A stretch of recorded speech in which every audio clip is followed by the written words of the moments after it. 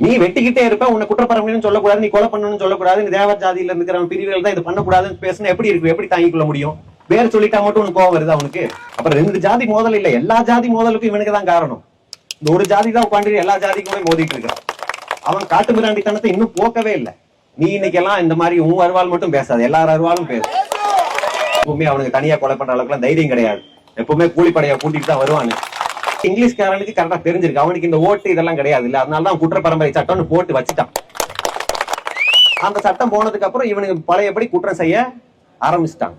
இதெல்லாம் பேசுவது இதெல்லாம் பேசணும், ஒரு 2 ஜாதிக்கு இடையில மோதலை உண்டாக்கணும்ங்கிறதெல்லாம் நம்ம பேசுறது கிடையாது. இப்படி என்னதான் அவங்களுக்கு கௌரவம்னு தெரியல. குற்ற பரம்பரையில இருந்துட்டு அவங்களுக்கு என்ன பெரிய கௌரவம் கிடைக்குது?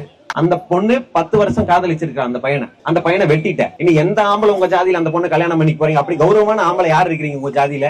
தேவேந்திர குல வேளாளர் இளைஞர்கள் தேடி போய் கலப்பு திருமணம் எல்லாம் செய்யாதீங்கன்றதுதான் எங்களுடைய நிலைப்பாடு.